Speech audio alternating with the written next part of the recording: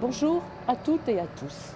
En cette fin 2021, et pour perpétuer la tradition, je vous propose, entouré des 7 vice-présidents, de dresser un bilan de cette année si dense pour notre collectivité, la communauté de communes des Grands Lacs. Pour renforcer une action majeure, le développement économique et le tourisme, un directeur du développement économique et un manager de territoire sont venus renforcer l'équipe du pôle développement économique déjà en place.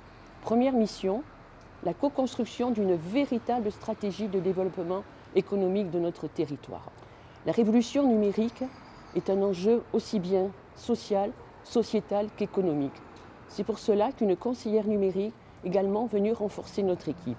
Elle accompagnera la population, les acteurs économiques, sociaux, dans toutes leurs démarches liées au numérique. L'agriculture et le tourisme pourvoient de nombreux emplois de travailleurs saisonniers. La communauté de communes, soucieuse du logement de ses ouvriers pendant les saisons estivales ou pendant toute l'année pour les emplois agricoles, mène une réflexion accompagnée des 3 acteurs majeurs du territoire et d'un opérateur social sur la création d'une centaine de logements. Le SIAS, devant lequel nous sommes situés, a connu une intensité d'activité durant cette période de Covid. Je tiens à souligner l'engagement de tout le personnel qui a su, malgré des emplois du temps et des plannings très chargés, résister à cette surcharge de travail. L'équipe du SIAS essaye d'innover dans le recrutement et le management de ses équipes. Ces métiers qui ont un sens, nous en avons besoin sur notre territoire, peuvent venir accompagner toute notre population. Si je suis ici devant l'usine La Rigade, symbole de notre eau potable du territoire, c'est pour confirmer le choix des élus communautaires d'avoir confié à l'entreprise Lassor la gestion de notre eau potable sous forme d'une délégation de service public. L'entreprise Lassor, outre ses capacités techniques et propositions financières, a fait preuve d'innovation quant au nettoyage des réseaux, le déploiement sur tout le territoire de la télérelève en changeant tous les compteurs, et également l'implantation dans chaque commune d'une permanence régulière. Autre sujet éminemment d'actualité après la tenue de la COP26, le plan climat-air-énergie du territoire, que les élus communautaires viennent d'approuver en octobre 2021. Ce plan va se décomposer en 69 actions dont je ne vous répète pas le détail, mais pour lesquelles je voudrais rappeler les 4 thèmes principaux. La rénovation énergétique, avec l'adhésion à la plateforme Précoréno, la mobilité et la réalisation du schéma directeur cyclable sur l'ensemble du territoire, l'économie circulaire, avec un projet de recyclerie, et enfin la production d'énergie renouvelable, avec l'adhésion à la SEM TEPOS Haute-Lande, en partenariat avec nos collègues des communautés de communes de Mimizan, Pays Morcenay et Cœur de Haute-Lande, pour la fabrication sur le site de l'usine des papeteries Gascogne de pellets issus des déchets verts du Sivom du Born. Pour conclure mes propos, je tiens à exprimer ma reconnaissance et souligner le travail exemplaire effectué par l'ensemble des agents de la communauté de communes des Grands Lacs, leur investissement, leur adaptation pour gérer les compétences, notamment les nouvelles, exercées par la communauté de communes des Grands Lacs. La structuration du service développement économique de la communauté des communes, avec l'arrivée d'un directeur et d'un manager de territoire, affirme la volonté des élus de mener une politique économique locale pour relever les défis de demain, comme par exemple rechercher des solutions foncières et immobilières par des acquisitions foncières à Parentis et à Échoux, créer un guichet unique pour les porteurs de projets et les chefs d'entreprise pour répondre à leurs problématiques et mieux les guider, conforter la plateforme numérique Je consomme Bisca Grand Lac, accompagner les commerçants sur chacun des 7 centres-villes, fédérer et dynamiser les commerçants et leurs associations, ou positionner l'aérodrome comme un équipement économique structurant. Forêt, espace, nature, lacs, océans sont les facteurs de l'attractivité de la communauté des communes des Grands Lacs, avec pour conséquence une forte progression démographique. La croissance générale de notre territoire est à corréler avec le dynamisme de l'activité économique locale. Cette forte croissance démographique et économique doit être encadrée localement et politiquement, entre autres, par une stratégie de développement économique à court et moyen terme. Le développement économique, c'est aussi le tourisme, avec ses 2 400 000 nuitées par an. Et cette forte pression saisonnière a un impact sur nos équipements collectifs et sur l'environnement. En synergie avec l'Office de tourisme communautaire Bisca Grand Lac, nous travaillerons pour une filière touristique s'inscrivant dans le développement durable en accompagnant les professionnels et en augmentant l'offre tout au long de l'année. À présent, cap sur 2022 pour une année riche en matière de développement économique sur notre territoire des Grands Lacs. Meilleurs vœux à tous. Je suis heureuse de travailler pour un sujet qui me tient à cœur et qui nous concerne tous, nos enfants, nos familles, nos aînés, le personnel de nos entreprises. C'est la question du logement. C'est un droit fondamental et pourtant on le sait, sur notre territoire, c'est compliqué. C'est compliqué de trouver un logement, c'est compliqué d'en changer. C'est compliqué donc de grandir, de vivre et de travailler sur les Grands Lacs. Et on peut penser que la situation sanitaire a tendu encore un marché immobilier dont les prix à la location et à la vente s'envolent sur toutes nos communes. Avec plus de 30 000 habitants, l'intercommunalité a la responsabilité d'élaborer un programme local de l'habitat et également de créer une commission locale d'attribution des logements sociaux. Alors je suis ravie que depuis début septembre, Makali Genibre ait rejoint l'équipe des Grands Lacs et elle aura techniquement la charge de ces dossiers et elle sera aux côtés des élus pour apporter des orientations et mettre en place un plan d'action avec ce programme local de l'habitat.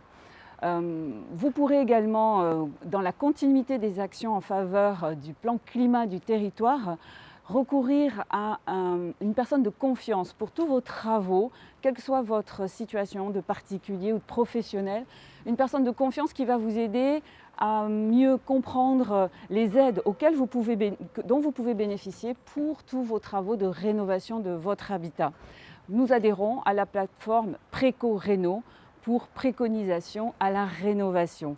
Voilà, je souhaite que pour 2022, nous construisons encore plus ensemble le bonheur des uns et le bonheur des autres. Bonjour à tous. Cette période des vœux est toujours une période propice pour faire le bilan de l'année écoulée. En tant que vice-président de la communauté de communes des Grands Lacs en charge de l'environnement, je tiens à revenir sur un certain nombre d'actions qui ont été menées par les agents de la collectivité tout au long de l'année. En premier lieu, je souhaite mettre en avant le protocole qui a été signé pour la gestion de l'écluse au niveau de Cazaux sur le canal des Landes. Cette convention inclut l'ensemble des parties concernées, que sont la communauté de communes des Grands Lacs, la base aérienne de Cazaux et la communauté de communes Sud-Bassin d'Arcachon. Grâce à ce protocole, nous allons pouvoir gérer plus finement l'écluse sur ce canal. En fonction du niveau des lacs, en fonction de la pluviométrie, en fonction de la saisonnalité. Cela va nous donner plus de réactivité pour pouvoir anticiper les problèmes de crue que l'on retrouve régulièrement chaque hiver. En parallèle, la communauté de communes des Grands Lacs a débloqué un budget de 150 000 € permettant de remettre à niveau les sondes qui sont sur l'ensemble des lacs et des écluses. Là encore, grâce à ces sondes, nous connaîtrons mieux les niveaux des lacs à l'instant T et donc nous pourrons mieux réagir. D'autres actions ont été menées, comme pour le trait de côte de Biscarrosse. Depuis 2018, tous les ans, nous faisons un réensablage de la plage centrale de Biscarrosse afin de la rendre de nouveau praticable et accueillante pour les touristes après la saison hivernale. Encore une fois, cette année, c'est plus de 120 000 mètres cubes de sable qui ont été déplacés pour pouvoir la rendre praticable. Ce sont des opérations utiles, efficaces, mais onéreuses. Heureusement, depuis que nous faisons ce type d'opération, ça nous a coûté à peu près 1 800 000 €. 80% de la somme est subventionnée par l'Europe, la région, le département et l'État. En parallèle, une étude a été lancée pour travailler sur le repli d'un certain nombre de bâtiments très connus de l'ensemble des gens du territoire, que sont le Grand Hôtel de Biscarrosse et la Maison des Sœurs Jumelles. Nous vous tiendrons au courant en fonction de l'évolution de l'étude tout au long de l'année 2022. Autre action récurrente, malheureusement, c'est le traitement des plantes invasives. Afin de pouvoir rendre navigables nos ports, nous devons tous les ans faire des arrachages de ces plantes invasives sur un certain nombre de ports, comme ceux de Biscarrosse, de Parentis, de Gast et de Sainte-Lée. Ce sont des opérations qui ne nous permettent pas d'éradiquer ces plantes, juste de les contenir et juste de garder cette navigation acceptable au niveau des ports. De nombreuses autres actions ont été menées tout au long de l'année, je ne vais pas toutes les citer, j'en citerai 3 supplémentaires. La création sur Biscarrosse de zones humides afin de voir comment se comportait la faune quand on crée ce type de zone, comment se comportaient les pesticides qui viennent de l'amont. C'est extrêmement intéressant pour nous d'avoir ce retour d'études. Autre chose, nous avons mis en place un atlas de la biodiversité. Nous avons juste commencé. Nous aurons le résultat en 2022. Ça nous permettra d'avoir sur le territoire une vision complète de la faune et de la flore. Dernière action que je souhaite citer, c'est l'opération Zéro Mégot. C'est une opération que tout le monde connaît, qui est très bien perçue par les touristes. Encore une fois, cette année, elle a très bien fonctionné, puisque 24 kilos de mégots ont été collectés grâce à cette opération. Ce sont beaucoup de mégots que l'on ne retrouve ni dans notre lac, ni sur nos plages. Pour finir, je tiens à remercier l'ensemble de l'équipe de la communauté de communes qui a travaillé sur tous ces sujets. Nous nous sommes régulièrement retrouvés pour faire le point sur les opérations, en mettre en place d'autres, faire des bilans. L'année 2022 sera bien évidemment aussi riche que celle de 2021. Et pour terminer, écoutez, je vous souhaite à tous et à tous une excellente année 2022, en espérant qu'elle se déroulera dans de très bonnes conditions, surtout au niveau de la santé, et beaucoup de bonheur. Depuis septembre 2020, la communauté de communes des Grands Lacs, qui intègre aussi le syndicat mixte du bassin versant des lacs du Born et le CIAS des Grands Lacs, se sont engagés dans l'étude et la mise en œuvre du télétravail. Chaque structure a sollicité ses agents et constitué des groupes de travail afin d'élaborer un accord commun. Des réunions se sont tenues et les organisations syndicales ont été associées à cette démarche. L'accord télétravail a été approuvé le 1er juin pour une application au 1er octobre 2021. Comme vous avez pu l'entendre de la part de mes collègues, plusieurs recrutements ont eu lieu au sein de l'intercommunalité. Parmi ceux-ci, je tiens à souligner l'arrivée d'une conseillère numérique qui sera notamment chargée d'intervenir auprès des usagers pour les sensibiliser aux enjeux du numérique, de les accompagner dans la réalisation de démarches administratives en ligne, de coordonner l'action d'inclusion numérique avec les autres acteurs du territoire, dont la Maison France Service, qui a été inaugurée le 17 septembre 2021 au centre administratif de Parentis. Ce poste est soutenu par l'État et l'Agence nationale de la cohésion des territoires avec dans le cadre du plan de relance France Relance avec un financement de 50 000 € sur 2 ans. Je profite de ces vœux pour souhaiter la bienvenue à tous ces nouveaux agents communautaires qui auront à cœur de s'investir pour notre beau territoire des Grands Lacs. 2021 a été l'année Covid-2. Elle nous a appris à nous adapter, à poursuivre notre action malgré les difficultés et à être résistants. On ne peut que saluer le personnel pour leur engagement qui ne faiblit pas, pour l'adaptation permanente des plannings, les notifications d'horaires, les rappels sur les remplacements, les plannings chargés. L'obligation vaccinale a réduit nos effectifs de 6 agents sans que les recrutements aient pu compenser immédiatement. En 2021, le CIAS a poursuivi son activité d'aide à domicile dans le contexte dégradé de la situation sanitaire Covid-19. Le CIAS a maintenu ses aides auprès des personnes en perte d'autonomie, retrouvant une activité proche de celle d'avant Covid avec 119 000 heures en service prestataire. Le CIAS poursuit son action pour innover en management et en termes de recrutement. Il a revalorisé les salaires et les modes de gestion afin de renforcer l'attractivité sur les métiers d'accompagnement. Ce sont des métiers qui ont du sens, qui sont utiles à la population et qu'il est nécessaire de soutenir. En tant que garant des valeurs de service et d'humanité, les élus du CIAS Grand Lac s'impliquent pour la défense d'une reconnaissance salariale des aides à domicile qui ont un effet direct sur la qualité de vie sur notre territoire. 2022 sera une année de projet, même si elle sera certainement l'année Covid-3. Bonne année à tous. Le plan climat et énergie territoriale des Grands Lacs a été adopté lors du dernier conseil communautaire du 12 octobre 2021. C'est un outil de planification qui a pour but d'atténuer le changement climatique sur nos communes. Alors différents axes, notamment un axe concernant les mobilités, un axe concernant également la production d'énergie renouvelable, mais aussi la construction et la rénovation de l'habitat et bien sûr une destination éco-touristique.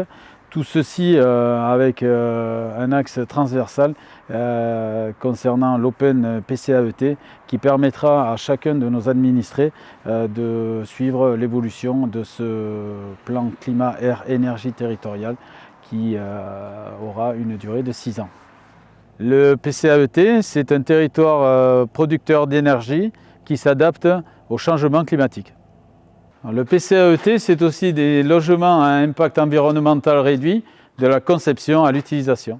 Le PCAET, c'est également le développement de la mobilité sur notre territoire, notamment par le biais du schéma directeur cyclable. L'année 2020 a été marquée par des travaux de renforcement de la voirie pour 1 million d'euros et de pistes cyclables pour 200 000 euros. 4 opérations pour les pistes cyclables et 12 pour la voirie. Concernant les travaux neufs, une liaison cyclable à la gare des Chousses est en cours, tandis que celle de la ZAC de la Puyade à Biscarrosse est achevée. Les études menées par la communauté de communes portent sur la création d'une piste cyclable Pontin-Sabre qui traverse notre territoire sur la commune de Lus, l'aménagement cyclable du rond-point de la mairie de Sanguinet, l'aménagement du centre-ville de Parentis-en-Born, sans oublier le schéma directeur cyclable sur l'ensemble du territoire. L'exploitation et l'entretien du domaine cyclable et routier communautaire est également au cœur de nos préoccupations, puisqu'une étude sur le transfert de l'ensemble des voiries communales avec la prise de compétences à l'horizon 2025 est en cours de réflexion et d'analyse. Pour finir, la communauté des communes des Grands Lacs apporte son soutien au chemin d'insertion des Grands Lacs par le biais d'un accord cadre à bon de commande pour un montant maximal de 70 000 euros, favorisant ainsi l'insertion de près de 24 salariés, sans oublier une subvention de 15 000 euros, la mise à disposition de locaux et de terrains pour l'activité de maraîchage sur l'aréodrome des Grands Lacs. Bonjour à toutes et à tous, bienvenue à notre pôle financier. C'est ici au siège que nous élaborons et exécutons le budget de la communauté des communes, un budget de 45 millions d'euros, dont 22 millions en budget général. Alors, ce budget général est divisé en 2 parties, une partie fonctionnement de 12 millions d'euros et une partie encore conséquente cette année de 9 millions d'euros. Alors, une bonne gestion nous permet de dégager une capacité d'autofinancement de 1 500 000 qui finance en partie les investissements de cette année. Pour information, donc, la capacité de désendettement s'établit à 5 ans et 4 mois. Ce ratio est important, c'est un ratio qui permet de mesurer en combien d'années la collectivité est capable de rembourser sa dette en y consacrant toute son épargne brute. La durée critique, elle s'établit entre 10 et 12 ans. Vous comprenez que la communauté de communes a une notion de désendettement excellente. Alors comme je vous le disais en préambule, 2021, c'est encore 9 millions d'euros d'investissements qui ont été financés entre autres pour les grandes opérations que je vais vous citer. Alors nous avons le programme Pistes cyclables pour environ 1 million d'euros. Nous avons le programme Voirie qui aussi pour 1 million d'euros. La gestion du trait de côte, importante, 712 000 euros. Le déploiement du très haut débit qui arrive effectivement sur tout le territoire, 640 000 euros.